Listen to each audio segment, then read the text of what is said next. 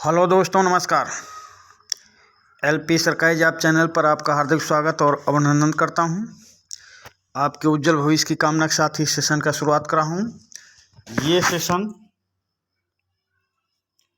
कक्षा 7 नागरिक शास्त्र पाठ 1 हमारा संविधान से है।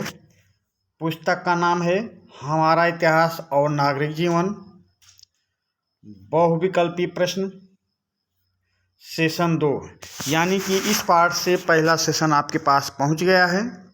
ये दूसरा सेशन आपके पास जा रहा है। और किसी भी पाठ को अच्छी तरह से समझने का एक अच्छा तरीका है कि उसके महत्वपूर्ण बिंदुओं पर बहुविकल्पीय प्रश्न बना दिए जाएं। और बहुविकल्पीय प्रश्नों के द्वारा आपको पाठ अच्छी तरह समझ में आ जाएगा, आपको कंठस्थ हो जाएगा। तो चलिए चलते हैं बहुविकल्पी प्रश्नों पर। एलपी सरकारी जॉब चैनल पर हर पाठ से जो महत्वपूर्ण बिंदु हैं उन पर बहुविकल्पी प्रश्न बनाकर आपके पास भेजा जाता है। उसी श्रृंखला में पहला प्रश्न इस सेशन से है। प्रश्न नंबर 1, पंजाबी किस अनुच्छेद के तहत कृपाण लेकर चलते हैं? पंजाबी या सिख, जो भी आप समझें, पंजाबी किस अनुच्छेद के तहत कृपाण लेकर चलते हैं? अनुच्छेद 15 के तहत, अनुच्छेद 21 के तहत, अनुच्छेद 25 के तहत या अनुच्छेद 26 के तहत? तो अनुच्छेद 25 में विभेद से सुरक्षा मौलिक अधिकार दिया गया है। अनुच्छेद 21 में जीवन का अधिकार दिया गया है। अनुच्छेद 26 में किसी भी धर्म का प्रचार प्रसार किया जा सकता है। अब अनुच्छेद 25 ही बचा है, ऑप्शन सी बचा है। तो यानी पंजाबी किस अनुच्छेद के तहत कृपाण लेकर चलते हैं? तो अनुच्छेद 25 के तहत अंतःकरण की स्वतंत्रता दी गई है। अंतःकरण की स्वतंत्रता के आधार पर पंजाबी सिख कृपाण लेकर चलते हैं। यानी प्रश्न नंबर 1 का ऑप्शन सी अनुच्छेद 25 सही उत्तर होगा। प्रश्न नंबर 2, अनुच्छेद 26 में क्या लिखा गया है? अनुच्छेद 26 में क्या लिखा गया है? ऑप्शन देखते हैं। कोई भी व्यक्ति अपने धर्म का प्रचार कर सकता है। या ऑप्शन बी, धर्म के लिए की गई दान पर कोई टैक्स नहीं लगता है। या ऑप्शन सी, सरकारी संस्थानों में कोई धार्मिक शिक्षा नहीं दी जा सकती है। या ऑप्शन डी, सभी को जीने का अधिकार है। तो प्रश्न नंबर 2, अनुच्छेद 26 में क्या लिखा गया है? तो अनुच्छेद 26 में लिखा गया है कोई भी व्यक्ति अपने धर्म का प्रचार कर सकता है, लेकिन दूसरे के धर्म में हस्तक्षेप नहीं कर सकता। ऑप्शन बी देखें, धर्म के लिए की गई दान पर कोई टैक्स नहीं लगेगा। इसका उल्लेख अनुच्छेद 27 में है। कोई भी व्यक्ति अपने धर्म का प्रचार कर सकता है, इसका उल्लेख अनुच्छेद 26 में है। सरकारी संस्थानों में कोई धार्मिक शिक्षा नहीं दी जाएगी, इसका उल्लेख अनुच्छेद 28 में है। सभी को जीने का अधिकार है, इसका उल्लेख अनुच्छेद 21 में है। और अंतःकरण की स्वतंत्रता का उल्लेख अनुच्छेद 25 में है, जो आपकी पहला प्रश्न था। तो प्रश्न नंबर 2 का सही उत्तर होगा ऑप्शन ए, कोई भी व्यक्ति अपने धर्म का प्रचार कर सकता है। अगले प्रश्न पे आ जाएं। प्रश्न नंबर 3, किस अनुच्छेद में लिखा गया है कि सरकारी स्कूलों में कोई धार्मिक शिक्षा नहीं दी जा सकती है? प्रश्न नंबर 3, किस अनुच्छेद में लिखा गया है कि सरकारी स्कूलों में कोई धार्मिक शिक्षा नहीं दी जा सकती है? तो अनुच्छेद 25 में लिखा गया है, या अनुच्छेद 26 में, या अनुच्छेद 27 में, या अनुच्छेद 28 में? तो अभी बताया अनुच्छेद 25 में अंतःकरण की स्वतंत्रता है, यानी सिख कृपाण लेकर चल सकते हैं। अनुच्छेद 26 में कोई भी व्यक्ति अपने धर्म का प्रचार प्रसार कर सकता है। अनुच्छेद 27 में लिखा गया है, धर्म के लिए की गई दान पर कोई टैक्स नहीं लगाया जा सकता है। प्रश्न यहाँ पर है, सरकारी स्कूलों में कोई धार्मिक शिक्षा नहीं दी जा सकती, तो इसका उल्लेख अनुच्छेद 28 में है। अनुच्छेद 28 में लिखा गया है कि सरकारी स्कूलों में कोई धार्मिक शिक्षा नहीं दी जा सकती है, यानी प्रश्न नंबर 3 का ऑप्शन डी सही उत्तर होगा। अगले प्रश्न पे आ जाएं। प्रश्न नंबर 4, किस अनुच्छेद में लिखा गया है कि धर्म के नाम पर की गई दान पर कोई टैक्स नहीं लगाया जा सकता? प्रश्न नंबर 4, किस अनुच्छेद में लिखा गया है कि धर्म के नाम पर की गई दान पर कोई टैक्स नहीं लगाया जा सकता है? तो अनुच्छेद 14 में लिखा गया है ऐसा, या अनुच्छेद 17 में, या अनुच्छेद 21 में, या अनुच्छेद 27 में? तो अनुच्छेद 14 में विधि के समक्ष समानता का वर्णन है। विधि के समक्ष समानता का वर्णन है। अनुच्छेद 17 में अस्पृश्यता का अंत किया गया है। अस्पृश्यता का अंत किया गया है। अनुच्छेद 21 में जीने का अधिकार है, जीवन का अधिकार है, या जीने का अधिकार है?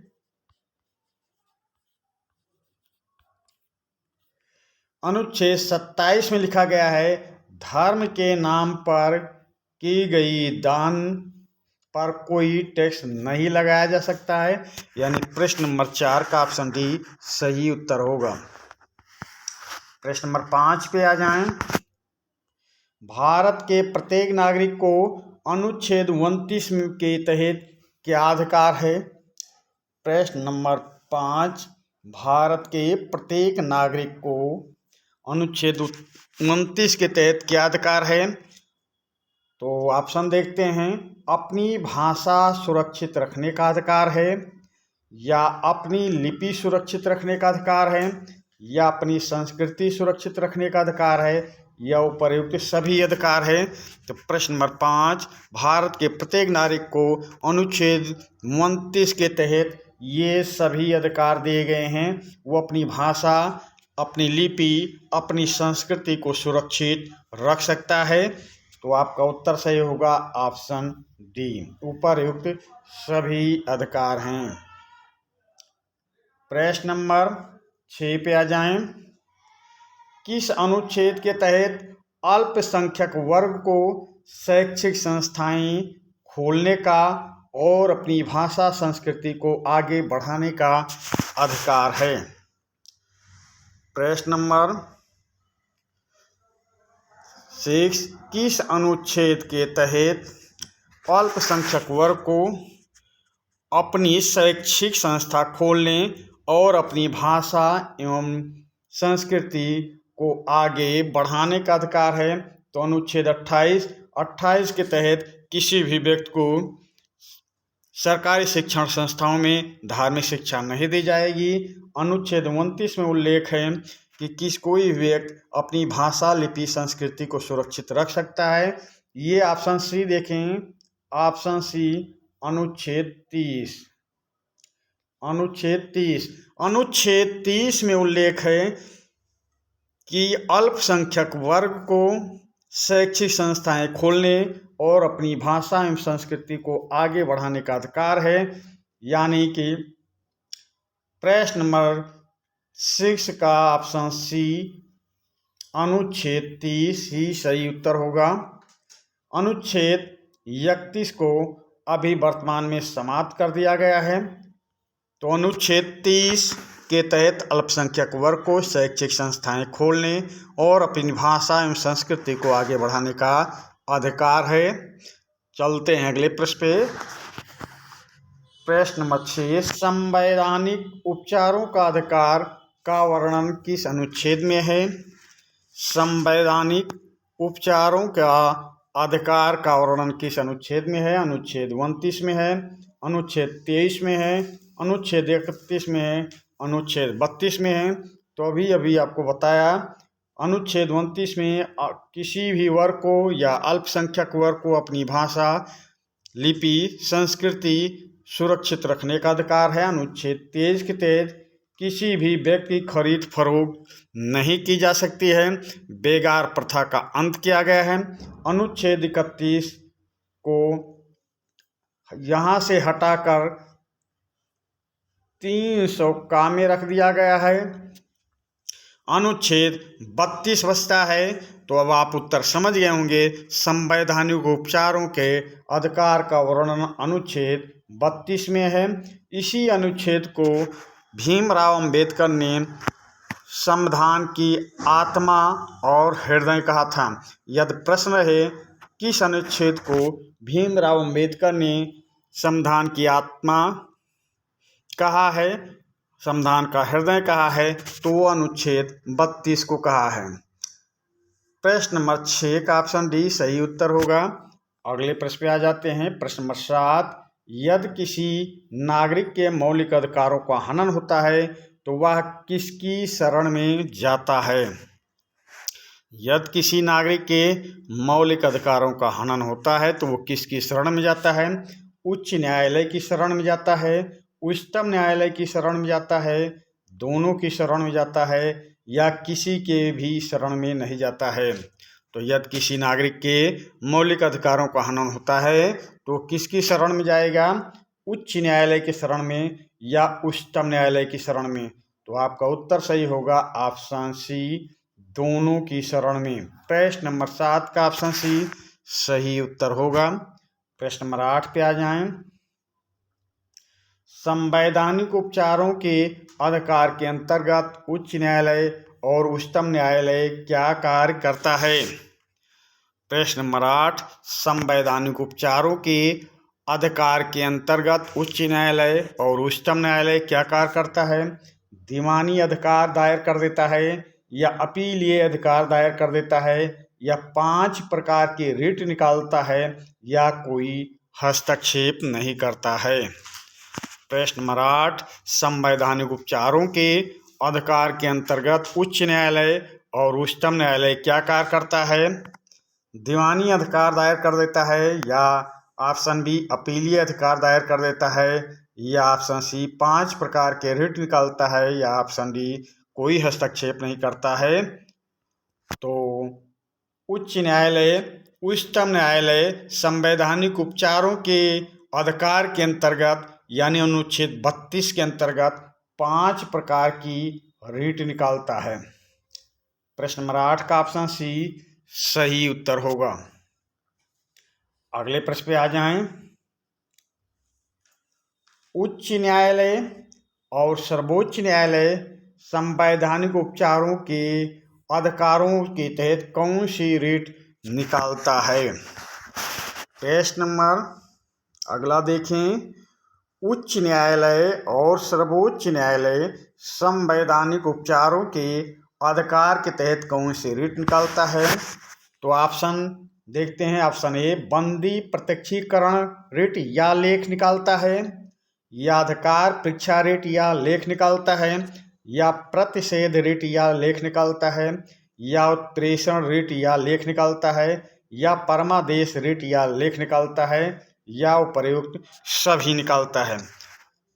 तो मौलिक अधिकारों के हनन के कारण किसी व्यक्ति का यदि मौलिक अधिकारों का हनन होता है तो अनुच्छेद 32 के तहत सुप्रीम कोर्ट और हाई कोर्ट उपर्युक्त सभी 5 प्रकार की, ये 5 प्रकार की रिटों का उल्लेख है, इन 5 प्रकार के रिट या लेख निकालता है। तो प्रश्न का सही उत्तर होगा ऑप्शन एफ उपर्युक्त सभी। अगले प्रश्न पे चलते हैं। अनुच्छेद 32 को किसने संविधान के हृदय और आत्मा कहा है? अनुच्छेद 32 को किसने संविधान की आत्मा और हृदय कहा है? तो राजेंद्र प्रसाद ने कहा है, या जवाहरलाल नेहरू ने कहा है, या भीमराव अंबेडकर ने कहा है, या महात्मा गांधी ने कहा है। अनुच्छेद 32 को संविधान के हृदय और आत्मा किसने कहा है? तो ये कहने वाले थे भीमराव अंबेडकर, यानी ऑप्शन सी सही उत्तर होगा। अगले प्रश्न पे आ जाएं। प्रश्न नंबर 12, यदि किसी के मौलिक अधिकार का हनन होता है तो लोकहित का मुकदमा कौन कर सकता है? प्रश्न नंबर 12, यदि किसी के मौलिक अधिकार का हनन होता है तो लोकहित का मुकदमा कौन कर सकता है? स्वयं कर सकता है, कोई भी व्यक्ति कर सकता है, कोई नहीं कर सकता। लोकहित का मुकदमा नहीं किया जा सकता है। तो सीधा साफ उत्तर है कोई भी व्यक्ति कर सकता है, यानी सबसे उपयुक्त ऑप्शन बी होगा। प्रश्न नंबर 12 का सही उत्तर होगा ऑप्शन बी, कोई भी व्यक्ति कर सकता है। चलते हैं अगले प्रश्न पे। प्रश्न नंबर 13, देश में आपातकाल किस स्थिति में लागू किया जा सकता है? देश में आपातकाल किस स्थिति में लागू किया जा सकता है? बाह्य आक्रमण की स्थिति में, या युद्ध की स्थिति में, या सशस्त्र विद्रोह की स्थिति में, या उपर्युक्त सभी स्थिति में। प्रश्न नंबर 13, देश में आपातकाल किस स्थिति में लागू किया जा सकता है? बाह्य आक्रमण, युद्ध, सशस्त्र विद्रोह, या उपर्युक्त सभी स्थिति में। तो देश में आपातकाल लागू किया जा सकता है उपर्युक्त सभी स्थिति में। बाह्य आक्रमण, युद्ध और सशस्त्र विद्रोह उपर्युक्त सभी स्थिति में। प्रश्न नंबर 13 का ऑप्शन डी सही उत्तर होगा। अगले प्रश्न पे आ जाएं। प्रश्न नंबर 14, आपातकाल के दौरान राष्ट्र हित में क्या कदम उठाए जा सकते हैं? प्रश्न नंबर 14, आपातकाल के दौरान राष्ट्र हित में क्या कदम उठाए जा सकते हैं? तो ऑप्शन देखते हैं। नागरिकों के कुछ मौलिक अधिकार स्थगित किया जा सकते हैं। नागरिकों के कुछ मौलिक अधिकार स्थगित किए जा सकते हैं। ऑप्शन बी, मौलिक अधिकारों में कोई संशोधन नहीं किया जा सकता है। ऑप्शन सी, आपातकाल के दौरान अनुच्छेद 21 में कोई परिवर्तन नहीं किया जा सकता है। या ऑप्शन डी, ए और सी दोनों ऑप्शन सही हैं। तो प्रश्न नंबर 14, आपातकाल के दौरान राष्ट्र हित में क्या कदम उठाए जा सकते हैं? तो नागरिकों के कुछ मौलिक अधिकार स्थगित किए जा सकते हैं। आपातकाल के दौरान अनुच्छेद 21 में कोई परिवर्तन नहीं किया जा सकता है। तो आपका उत्तर ये संशोधन नहीं किया जा सकता ये गलत है। सही ऑप्शन है ए सी। तो आपका उत्तर होगा ऑप्शन डी, ए और सी दोनों ऑप्शन सही हैं। प्रश्न नंबर 14 का ऑप्शन डी सही उत्तर होगा। प्रश्न नंबर 15 पे आ जाएं। संविधान में सरकार को नीतियां बनाने के लिए कुछ निर्देश दिए गए हैं, जिन्हें क्या कहा जाता है? प्रश्न नंबर 15, संविधान में सरकार को नीतियां बनाने के लिए कुछ निर्देश दिए गए हैं, जिन्हें क्या कहा जाता है? मौलिक अधिकार कहते हैं, मौलिक कर्तव्य कहते हैं, नीति निर्देशक तत्व कहते हैं, या उपर्युक्त में से कोई नहीं। तो संविधान में सरकार को नीतियां बनाने वाले निर्देश को कहा जाता है नीति निर्देशक तत्व। प्रश्न नंबर 15 का ऑप्शन सी सही उत्तर होगा। अगले प्रश्न पे आ जाए। प्रश्न नंबर 16, संविधान के किस अनुच्छेद में ग्राम पंचायत की स्थापना का वर्णन किया गया है? प्रश्न नंबर 16, संविधान के किस अनुच्छेद में ग्राम पंचायत की स्थापना का वर्णन किया गया है? तो अनुच्छेद 38 में वर्णन है, या अनुच्छेद 39 में वर्णन है, या अनुच्छेद 40 में वर्णन है, या अनुच्छेद 41 में वर्णन है। संविधान के किस अनुच्छेद में ग्राम पंचायत की स्थापना का वर्णन है? तो ग्राम पंचायत की स्थापना का वर्णन अनुच्छेद 40 में है। प्रश्न नंबर 16 का ऑप्शन सी सही उत्तर होगा। अगले प्रश्न पे आ जाएं। प्रश्न नंबर 17 है ये। किस नीति निर्देशक तत्व में निःशुल्क कानूनी सहायता उपलब्ध कराना जिससे गरीबों को न्याय प्राप्त हो सके का वर्णन किया गया है? प्रश्न नंबर 17 किस नीति निर्देशक तत्व में निःशुल्क कानूनी सहायता उपलब्ध कराना जिससे गरीबों को न्याय प्राप्त हो सके का वर्णन किया गया है? तो अनुच्छेद 39A में ये वर्णन किया गया है, या अनुच्छेद 43A में वर्णन किया गया है, या अनुच्छेद 48 में, या अनुच्छेद 51 में वर्णन किया गया है। तो निःशुल्क कानूनी सहायता उपलब्ध कराना जिससे गरीबों को न्याय प्राप्त हो सके, इसका वर्णन अनुच्छेद 39A में किया गया है। प्रश्न नंबर 1 का ऑप्शन, प्रश्न नंबर 17 का ऑप्शन ए सही उत्तर होगा। अगले प्रश्न पे आते हैं। प्रश्न नंबर 18 नीति निर्देशक तत्व के किस अनुच्छेद में पर्यावरण, वन एवं वन्य जीव की रक्षा का प्रयास करना वर्णन किया गया है?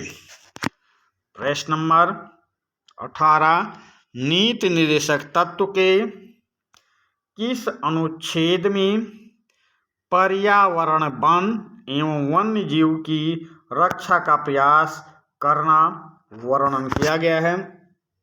तो अनुच्छेद 40 में किया गया है, या अनुच्छेद 44 में किया गया, और या अनुच्छेद 48 में, या अनुच्छेद 52 में किया गया है। तो प्रश्न नंबर 18 नीति निर्देशक के किस अनुच्छेद में पर्यावरण, वन एवं वन्य जीव की रक्षा का प्रयास किया गया है?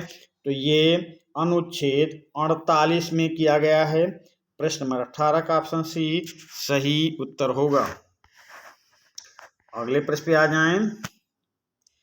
किस नीति निर्देशक तत्व में राज्य को निर्देशित किया गया है कि वह कार्यपालिका को न्यायपालिका से पृथक करे या पृथक रखे? प्रश्न नंबर 18 किस नीति निर्देशक तत्व में राज्य को निर्देशित किया गया है कि वह कार्यपालिका को न्यायपालिका से पृथक रखे? तो अनुच्छेद 35 में निर्देशित है, या अनुच्छेद 40 में निर्देशित है, या अनुच्छेद 45 में निर्देशित किया गया है, या अनुच्छेद 50 में। तो कार्यपालिका को न्यायपालिका से पृथक रखने का निर्देश दिया गया है अनुच्छेद 50 में, यानी प्रश्न नंबर 18 का ऑप्शन डी सही उत्तर होगा। अगले प्रश्न पे आ जाए। प्रश्न नंबर 19 अनुच्छेद 21 में क्या वर्णन किया गया है? अनुच्छेद 51 में क्या वर्णन किया गया है? अनुच्छेद 51 में क्या वर्णन किया गया है? ऑप्शन देखते हैं। अंतर्राष्ट्रीय शांति एवं सुरक्षा हेतु प्रयास करना, राष्ट्रों के बीच, ऑप्शन बी, राष्ट्रों के बीच उचित और सम्मानजनक संबंध बनाए रखना, या ऑप्शन सी उपर्युक्त दोनों, या उपर्युक्त में से कोई नहीं। प्रश्न नंबर 19 अनुच्छेद 51 में क्या वर्णन किया गया है?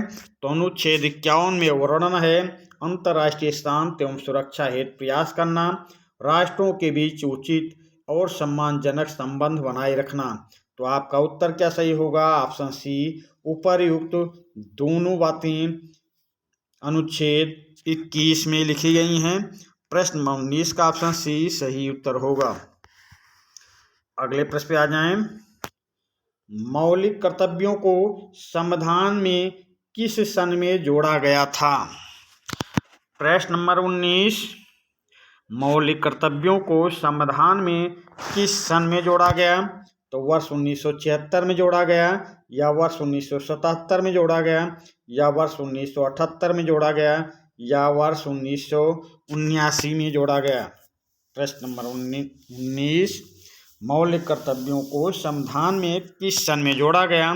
तो मौलिक कर्तव्यों को संविधान में वर्ष 1976 में जोड़ा गया। प्रश्न नंबर 19 का ऑप्शन ए सही उत्तर होगा। प्रश्न नंबर 20 पे आ जाएं। किस संविधान संशोधन द्वारा मौलिक कर्तव्यों को संविधान में जोड़ा गया था? प्रश्न नंबर 20, किस संविधान संशोधन द्वारा मौलिक कर्तव्यों को संविधान में जोड़ा गया था? तो 40वें संविधान संशोधन द्वारा मौलिक कर्तव्यों को संविधान में जोड़ा गया था, या 42वें संविधान संशोधन द्वारा जोड़ा गया, या 44वें संविधान संशोधन द्वारा जोड़ा गया, या 46वें संविधान संशोधन द्वारा मौलिक कर्तव्यों को संविधान में जोड़ा गया। प्रश्न नंबर 20, किस संविधान संशोधन द्वारा मौलिक कर्तव्यों को संविधान में जोड़ा गया? तो 42वें संविधान संशोधन द्वारा मौलिक कर्तव्यों को संविधान में जोड़ा गया, यानी प्रश्न नंबर 20 का ऑप्शन बी सही उत्तर होगा। प्रश्न नंबर 21 पे आ जाएं। निम्न में से कौन सा भारतीय नागरिकों के लिए मौलिक कर्तव्य होगा? प्रश्न नंबर 21, निम्न में से कौन सा भारतीय नागरिकों के लिए मौलिक कर्तव्य होगा? ऑप्शन देखते हैं। ऑप्शन ए, संविधान का पालन करें और उसके आदर्श संस्थाओं, राष्ट्रीय ध्वज एवं राष्ट्रगान का आदर करें, इसका वर्णन होगा, ये मौलिक कर्तव्य है। या भारत की संप्रभुता, एकता और अखंडता की रक्षा करें और उसे अक्षुण्ण बनाए रखें, ये नागरिकों के लिए मौलिक कर्तव्य है। या ऑप्शन सी, भारतीय संस्कृति के गौरव को समझें और उसका सम्मान करें, इसका वर्णन है भारतीय नागरिकों के लिए मौलिक कर्तव्य के रूप में। या ऑप्शन डी, सामाजिक संपत्ति को सुरक्षित रखें और हिंसा से दूर रहें, ये मौलिक कर्तव्य होगा। या ऑप्शन ई, वैज्ञानिक दृष्टिकोण, मानववाद, ज्ञान अर्जन तथा सुधार की भावना का विकास करें, ये नागरिकों के लिए मौलिक कर्तव्य होगा। या उपर्युक्त सभी मौलिक कर्तव्य हैं। तो प्रश्न नंबर 21, निम्न में से कौन सा भारतीय नागरिकों के लिए मौलिक कर्तव्य हैं? तो संविधान का पालन करें और उसके आदर्श संस्थाओं, राष्ट्रीय ध्वज एवं राष्ट्र का आदर करें, ये मौलिक कर्तव्य है।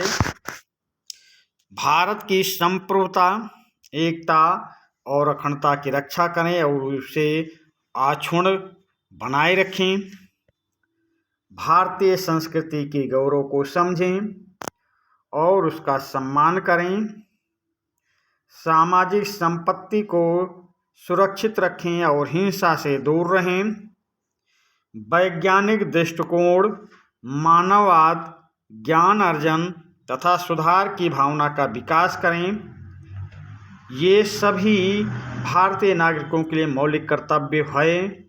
तो उत्तर क्या आपका सही होगा? ऑप्शन एफ, उपर्युक्त सभी मौलिक कर्तव्य हैं। प्रश्न नंबर 21 का ऑप्शन एफ सही उत्तर होगा। प्रश्न नंबर 22 पे आ जाएं। भारतीय संस्कृति के गौरव को समझना और उसका सम्मान करना क्या है? प्रश्न नंबर 22, भारतीय संस्कृति के गौरव को समझना और उसका सम्मान करना क्या है? ये प्रस्तावना है, या मौलिक अधिकार है, या मौलिक कर्तव्य है, या नीति निर्देशक तत्व है? तो भारतीय संस्कृति की गौरव को समझना और उसका सम्मान करना क्या है? ये मौलिक कर्तव्य है, यानी प्रश्न नंबर 22 का ऑप्शन सी सही उत्तर होगा। अगले प्रश्न पे आ जाएं। प्रश्न नंबर 23, प्रत्येक माता पिता या संरक्षक को किस वर्ष के आयु के बच्चों को शिक्षा के लिए अवसर प्रदान करना मौलिक कर्तव्य है? प्रत्येक माता पिता या संरक्षक को किस वर्ष के आयु के बच्चों को शिक्षा के लिए अवसर प्रदान करना मौलिक कर्तव्य है?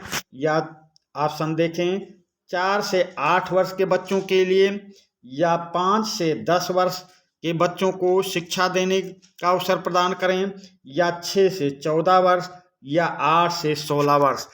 तो प्रत्येक माता पिता या संरक्षक का कर्तव्य होगा कि वो 6 से 14 वर्ष की आयु तक के बच्चों को शिक्षा प्राप्त करने के लिए, शिक्षा दिलाने के लिए, शिक्षा के लिए अवसर प्रदान करें, ये उनका मौलिक कर्तव्य होगा। प्रश्न नंबर 23 का ऑप्शन सी सही उत्तर होगा। प्रश्न नंबर 24, नागरिकों के लिए 11वां मौलिक कर्तव्य कब जोड़ा गया? नागरिकों के लिए 11वां मौलिक कर्तव्य कब जोड़ा गया? 2002 में, 2004 में, 2006 में या 2008 में? तो नागरिकों के लिए 11वां मौलिक कर्तव्य जोड़ा गया है 2002 में 86वें संविधान संशोधन द्वारा, अटल बिहारी वाजपेयी गवर्नमेंट द्वारा। तो प्रश्न नंबर 24 का ऑप्शन ए सही उत्तर होगा। प्रश्न नंबर 25 पे आ जाएं। वर्तमान में मौलिक कर्तव्यों की संख्या कितनी है? वर्तमान में मौलिक कर्तव्यों की संख्या कितनी है? तो 8 मौलिक कर्तव्य हैं, 11 मौलिक कर्तव्य हैं, 14 मौलिक कर्तव्य हैं या 17 मौलिक कर्तव्य हैं? तो वर्तमान में मौलिक कर्तव्यों की संख्या कितनी है? तो वर्तमान में मौलिक कर्तव्यों की संख्या 11 है। 11 मौलिक कर्तव्य वर्तमान में हैं। चलते हैं अगले प्रश्न पे। अगला प्रश्न में आपकी पाठ्य पुस्तक में जो अभ्यास दिया गया है उसका भी हल इसी सेशन के साथ भेजा जा रहा है। तो अभ्यास में देखते हैं प्रश्न क्या है। निम्नलिखित प्रश्नों में दिए गए विकल्पों में से सही उत्तर वाले विकल्प के सामने सही का निशान लगाएं। निम्नलिखित प्रश्नों में दिए गए विकल्पों में से सही उत्तर वाले विकल्प के सामने सही का निशान लगाएं। प्रश्न नंबर का संविधान सभा के अध्यक्ष कौन थे? Doctor Rajendra Prasad, Bhimrao Ambedkar, Sarojini Naidu, HB Kamat. तो प्रश्न नंबर का संविधान सभा के अध्यक्ष कौन थे? तो संविधान सभा के अध्यक्ष थे डॉक्टर राजेंद्र प्रसाद। प्रश्न नंबर का ऑप्शन ए सही उत्तर होगा। प्रश्न नंबर खा देखें, मौलिक अधिकारों की संख्या कितनी है? तो 10 है, 8 है, 6 है या 5 है? तो मौलिक अधिकारों की संख्या कितनी है? तो वर्तमान में मौलिक अधिकारों की संख्या 5 है, यानी प्रश्न नंबर खा का ऑप्शन सी सही उत्तर होगा। प्रश्न नंबर दूसरा देखें, निम्नलिखित प्रश्नों के उत्तर दीजिए। निम्नलिखित प्रश्नों के उत्तर दीजिए। प्रश्न ए, संविधान सभा के बारे में लिखिए। संविधान सभा के बारे में लिखिए। तो जिस देश में जनतांत्रिक सरकार होती है वहाँ एक संविधान होता है। संविधान एक पुस्तक है जिसमें देश के कामकाज के बारे में बहुत सारी बातें लिखी हैं। सरकार, प्रधानमंत्री, राष्ट्रपति और हर व्यक्ति को संविधान के नियमों के अनुसार ही कार्य करना होता है। यदि कोई संविधान के नियमों का उल्लंघन करता है तो उसके विरुद्ध संवैधानिक कार्यवाही करने की इसमें व्यवस्था की गई है। हमारे देश का संविधान 26 नवंबर 1949 को स्वीकार किया गया है। संविधान सभा के अध्यक्ष डॉक्टर राजेंद्र प्रसाद थे।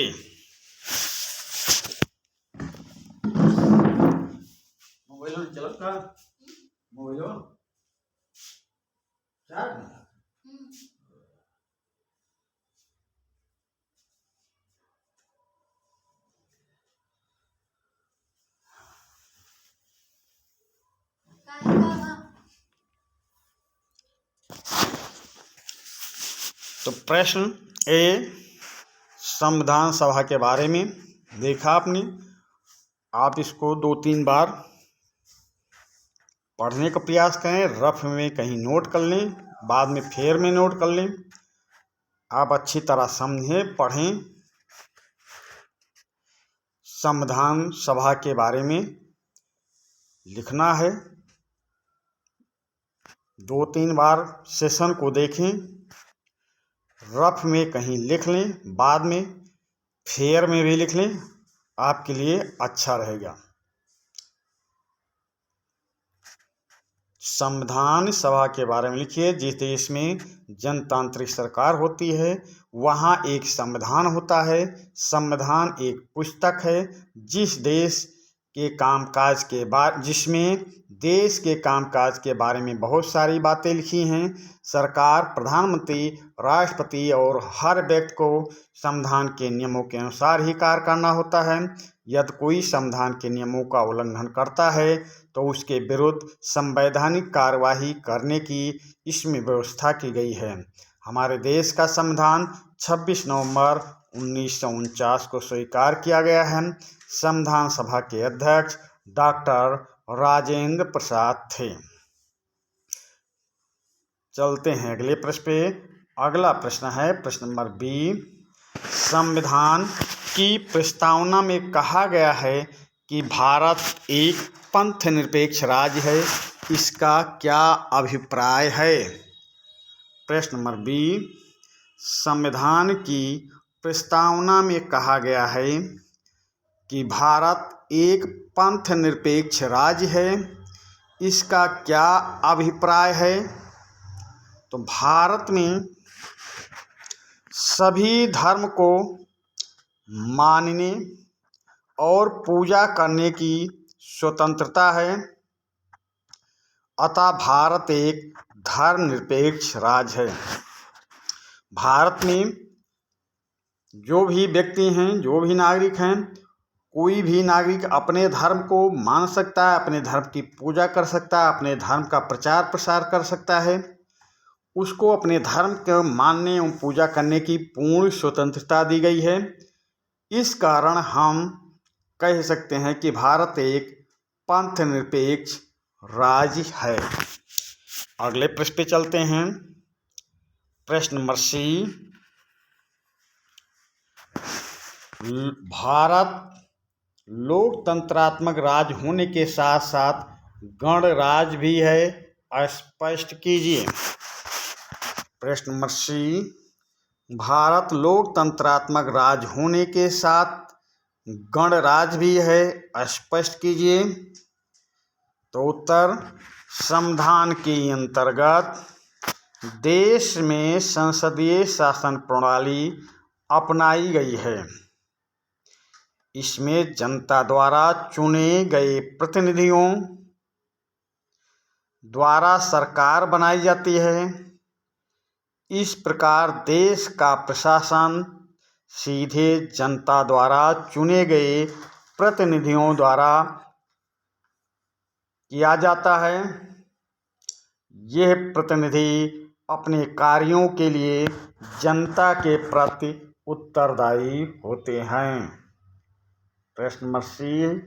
भारत लोकतंत्रात्मक राज्य होने के साथ गणराज्य भी है, स्पष्ट कीजिए।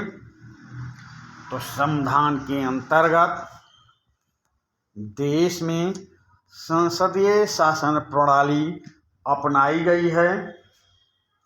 इसमें जनता द्वारा चुने गए प्रतिनिधियों द्वारा सरकार बनाई जाती है।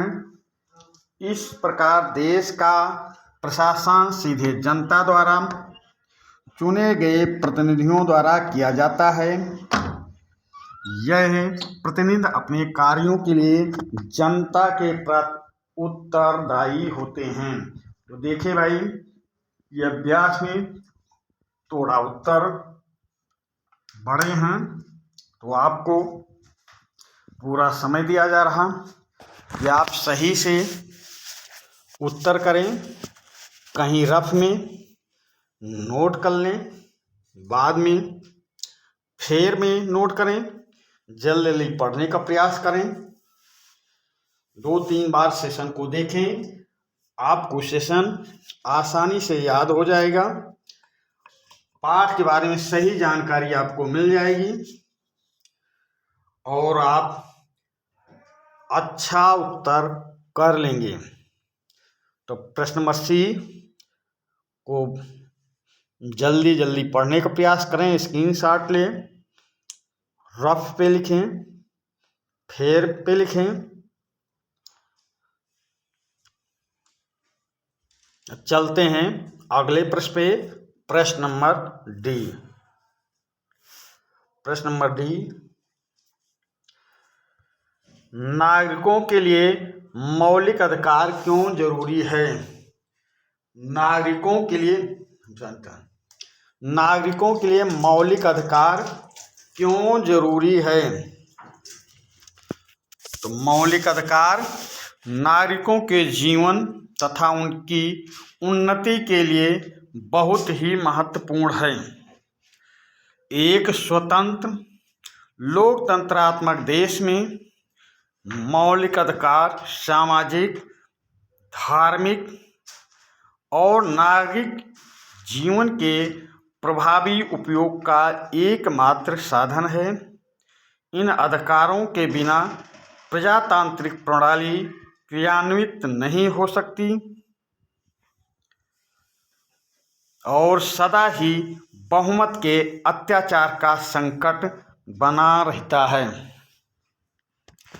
तो इन प्रश्नों को आप सही से पढ़ें भाई, 2-3 बार पढ़ें, आपको प्रश्न सही तरीके से याद हो जाएगा, आप सही तरीके से तैयार हो जाएगा पाठ।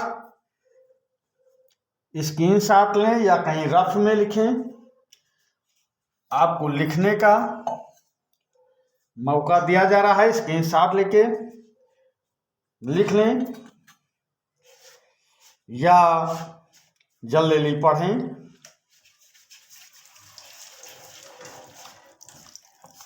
नागरिकों के लिए मौलिक अधिकार क्यों जरूरी है, इसके उत्तर की व्याख्या आप कहीं रफ पे लिख लें, बाद में उसको फेर में नोट कर लें और 2-3 बार सेशन को देखें। आपको पाठ सही तरीके से याद हो जाएगा, सही जानकारी मिल जाएगी।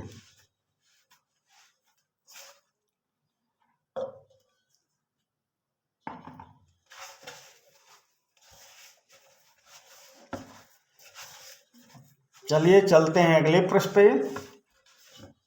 अगला प्रश्न है, समानता के अधिकार से आप क्या समझते हैं?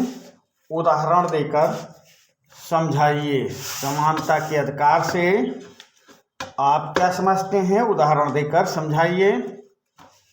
तो समानता के अधिकार के अनुरूप किसी भी व्यक्ति, स्त्री या पुरुष को, चाहे वह किसी भी धर्म तथा जाति का हो, उसे सार्वजनिक जगहों जैसे होटल, दुकान, सिनेमाघर अथवा मंदिर आदि में जाने से नहीं रोका जा सकता है। इसी प्रकार सरकारी नौकरियों में भी सभी को समान अधिकार प्रदान किया गया है। तो देखिए, ये आपकी पाठ्य पुस्तक में जो प्रश्न दिए गए हैं उसकी व्याख्या थोड़ा आपके हिसाब से ज़्यादा है, तो आप सेशन को 2-3 बार देखें, स्क्रीनशॉट लें, पहले रफ में लिखने का प्रयास करें, बाद में फेयर में लिखें। आपको लिखने का समय दिया जा रहा है, स्क्रीन आपके सामने रुकी हुई है, आप फटाफट स्क्रीनशॉट लें या रफ में लिखें या पढ़ें।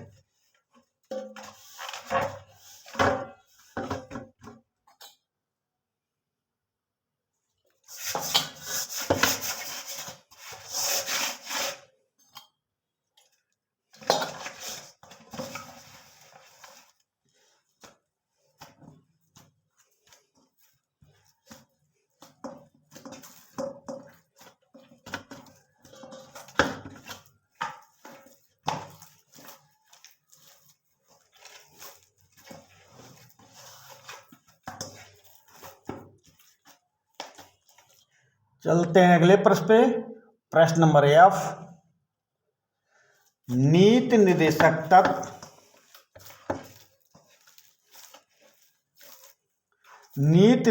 तत्व और नीति निर्देशक तत्व आपके लिए क्यों जरूरी हैं। प्रश्न ये है कि नीति निर्देशक तत्व आपके लिए क्यों जरूरी है। ये टाइपिंग में थोड़ा मिस्टेक है। प्रश्न है आपका, प्रश्न ध्यान से सुने। नीति निर्देशक तत्व आपके लिए क्यों जरूरी है। तो भारतीय संविधान के अनुच्छेद क्या भाग 4 में,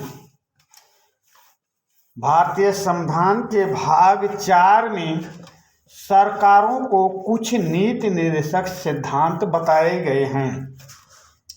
ये आर्थिक, सामाजिक, शैक्षणिक, सांस्कृतिक एवं शासन सुधार संबंधी तत्वों से संबंधित हैं।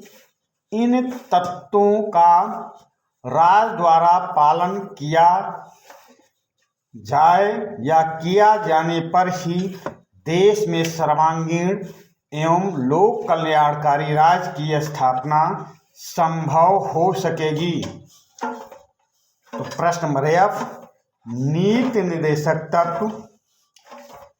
ये नीति निर्देशक तत्व राज्य के लिए क्यों जरूरी है। नीति निर्देशक तत्व राज्य के लिए क्यों जरूरी हैं। तो नीति निर्देशक तत्व, यहाँ पे थोड़ा सुधार कर लें। नीति निर्देशक तत्व राज्य के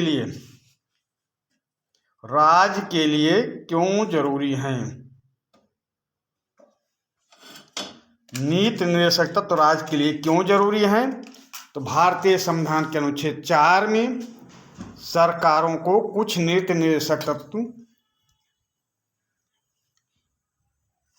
बताए गए हैं।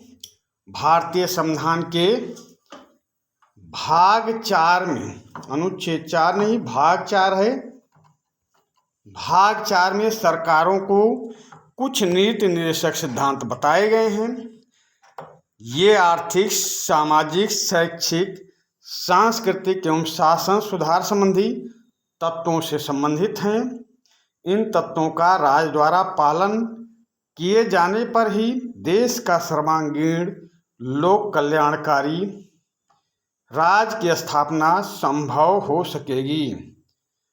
चलते हैं अगले प्रश्न पे। प्रश्न नंबर जी, मौलिक अधिकार और नीति निर्देशक तत्व या सिद्धांतों में कोई एक अंतर बताइए।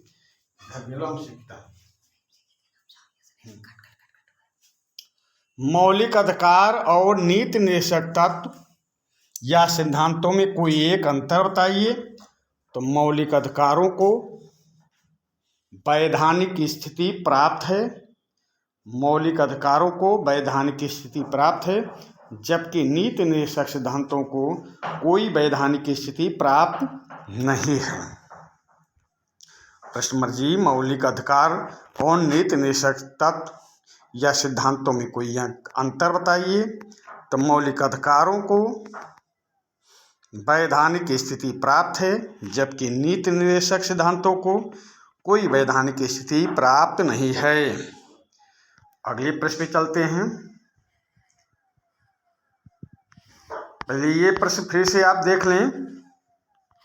प्रश्न एफ, नीति निर्देशक तत्व राज्य के लिए क्यों जरूरी हैं। तो भारतीय संविधान के भाग 4, ये भाग 4 है भाई, भाग 4 में सरकारों को कुछ नीति निर्देशक सिद्धांत बताए गए हैं। ये आर्थिक, सामाजिक, शैक्षिक, सांस्कृतिक एवं शासन सुधार संबंधी तत्वों से संबंधित हैं। इन तत्वों का राज्य द्वारा पालन किए जाने पर ही देश में सर्वांगीण लोक कल्याणकारी राज्य की स्थापना संभव हो सकेगी। अब प्रश्न नंबर जी, मौलिक अधिकार और नीति निर्देशक तत्वों या सिद्धांतों में कोई एक अंतर। तो मौलिक अधिकारों को वैधानिक स्थिति प्राप्त है, जबकि नीति निर्देशक सिद्धांतों को कोई वैधानिक स्थिति प्राप्त नहीं है। प्रश्न नंबर एच पे देखते हैं।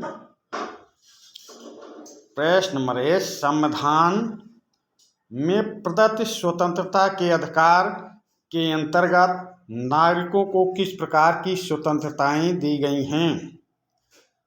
प्रश्न नंबर एच, संविधान में प्रदत्त स्वतंत्रता के अधिकार के अंतर्गत नागरिकों को किस प्रकार की स्वतंत्रताएं दी गई हैं?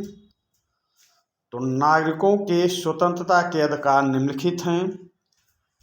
पहला देखें, भारत के सभी नागरिकों को अंतःकरण की स्वतंत्रता, धर्म पालन करने व आचरण करने की पूर्ण स्वतंत्रता है।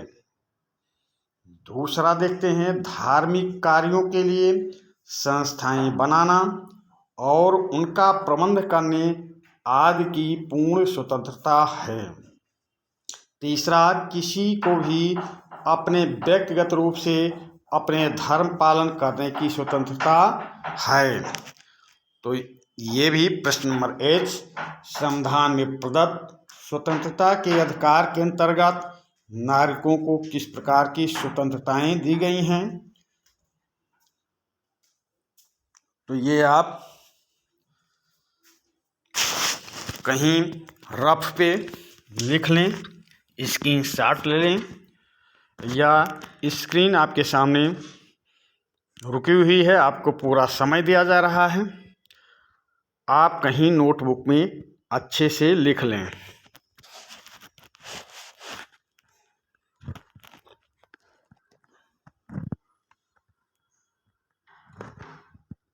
संविधान में प्रदत्त स्वतंत्रता के अधिकार के अंतर्गत नागरिकों को किस प्रकार की स्वतंत्रताएं दी गई हैं? तो नागरिकों के स्वतंत्रता के अधिकार निम्नलिखित हैं। भारत में नंबर एक, भारत के सभी नागरिकों को अंतःकरण की स्वतंत्रता है, धर्म पालन करने व आचरण करने की पूर्ण स्वतंत्रता है। दूसरी, धार्मिक कार्यों के लिए संस्थाएं बनाना और उनका प्रबंध करने आदि की पूर्ण स्वतंत्रता है। तीसरा, किसी को भी अपने व्यक्तिगत रूप से अपने धर्म पालन करने की स्वतंत्रता है। आज प्रश्न नंबर आई देखें। संविधान में दिए गए किन्हीं दो मौलिक कर्तव्यों का वर्णन करें या लिखिए। प्रश्न नंबर आई, संविधान में दिए गए किन्हीं दो मौलिक कर्तव्यों को लिखिए। तो संविधान में दिए गए दो मौलिक कर्तव्यों का वर्णन इस प्रकार है। नंबर एक, संविधान का पालन करें। नंबर एक, संविधान का पालन करें और उसके आदर्श, संस्थाओं, राष्ट्रध्वज एवं राष्ट्रगान का आदर करें। दूसरा है, भारत की संप्रभुता, एकता और अखंडता की रक्षा करें और उसे अक्षुण्ण बनाए रखें। संविधान का पालन करें और उसके आदर्श, संस्थाओं, राष्ट्रध्वज एवं राष्ट्रगान का आदर करें। भारत की संप्रभुता, एकता और अखंडता की रक्षा करें और उसे अक्षुण्ण बनाए रखें। चलते हैं अगले प्रश्न पे। प्रश्न नंबर जे, हमारे देश के लिए संविधान क्यों महत्वपूर्ण है? हमारे देश के लिए संविधान क्यों महत्वपूर्ण है? प्रश्न नंबर जी।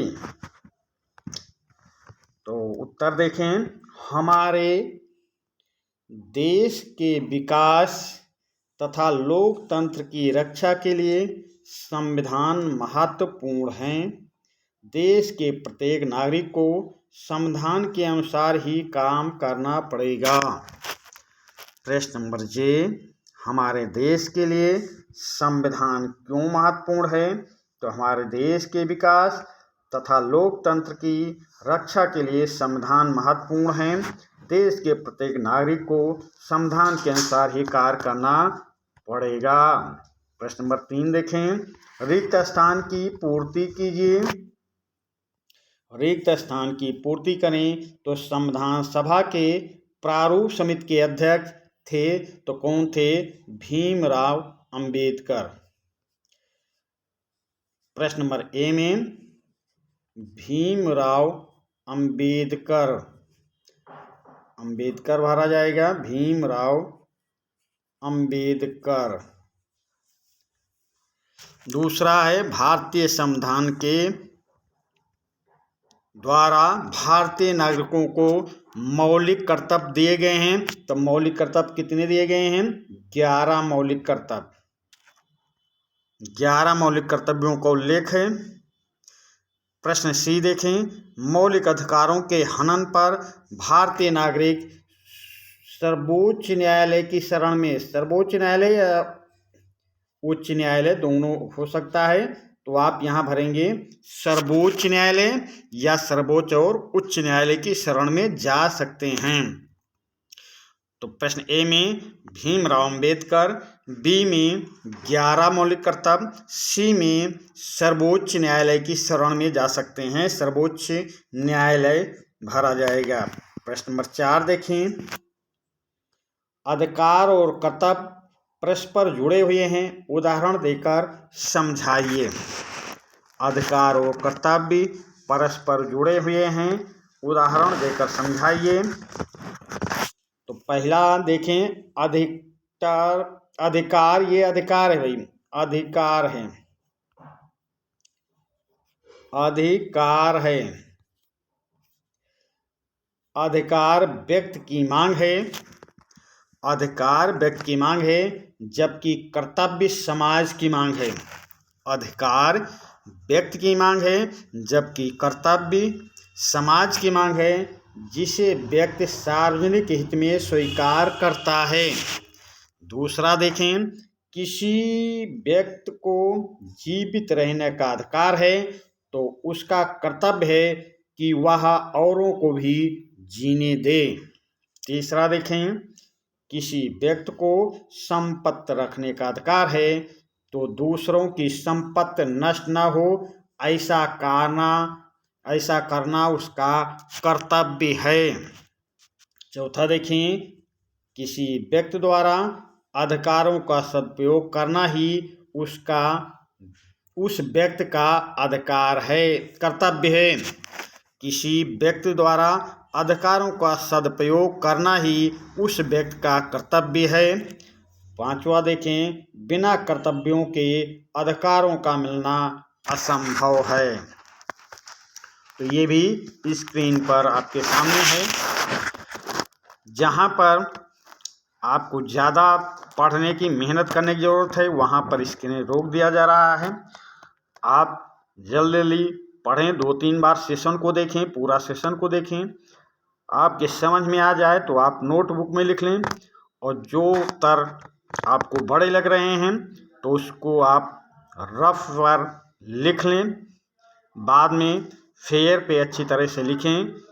आप सेशन को देखेंगे 2-3 बार, फिर फेयर पर लिखेंगे तो ये ज्ञान आपका स्थायी ज्ञान होगा। तो चलिए, स्क्रीन आपके सामने है, आप लिखने का प्रयास करें।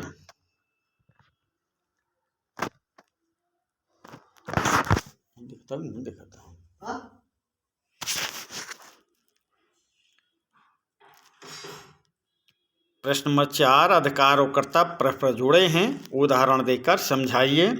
तो यहाँ पे अधिकार और कर्तव्यों से जुड़े हुए 5 वाक्य दिए गए हैं। अधिकार व्यक्ति की मांग है, जबकि कर्तव्य समाज की मांग है, जिसे व्यक्ति सार्वजनिक हित में स्वीकार करता है।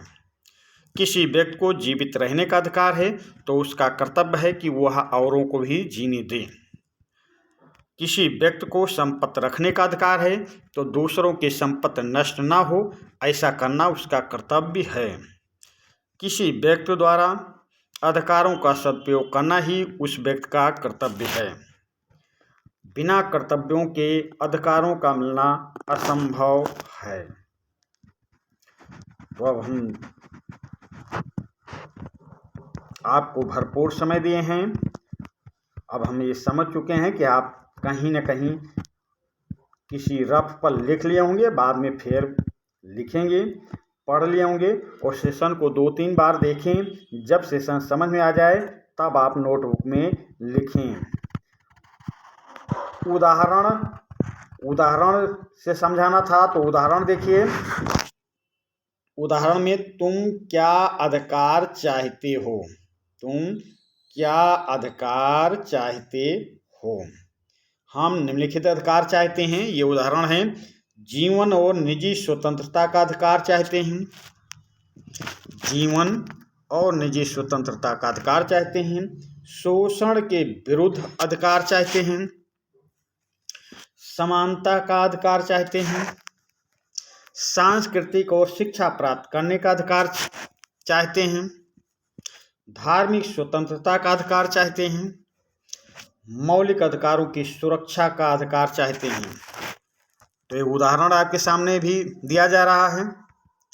उदाहरण है, तुम क्या अधिकार चाहते हो? तो हम निम्नलिखित अधिकार चाहते हैं। जीवन और निजी स्वतंत्रता का अधिकार, शोषण के विरुद्ध अधिकार, समानता का अधिकार, सांस्कृतिक और शिक्षा प्राप्त करने का अधिकार, धार्मिक स्वतंत्रता का अधिकार, मौलिक अधिकारों की सुरक्षा का अधिकार। अगला देखें, कर्तव्य जो हमें करने चाहिए।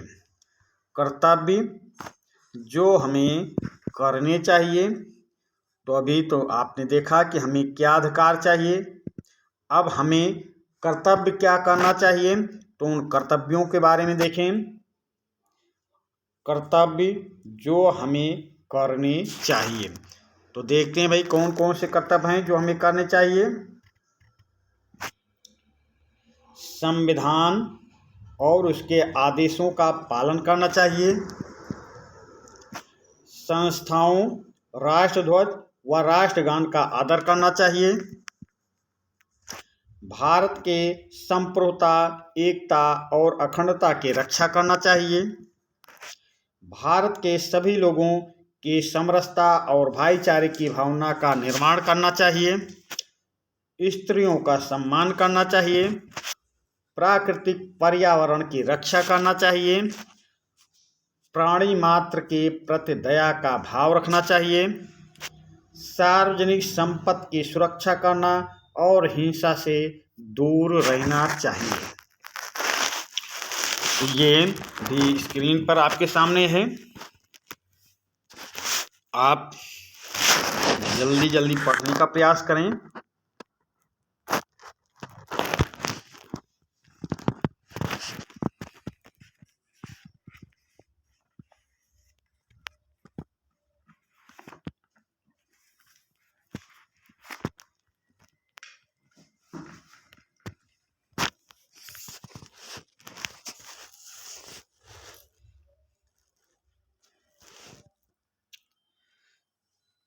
संविधान और उसके आदेशों का पालन करना कर्तव्य है हमारा। संस्थाओं, राष्ट्रध्वज एवं राष्ट्रगान का आदर करना कर्तव्य है हमारा। भारत के संप्रभुता, एकता और अखंडता की रक्षा करना कर्तव्य है हमारा।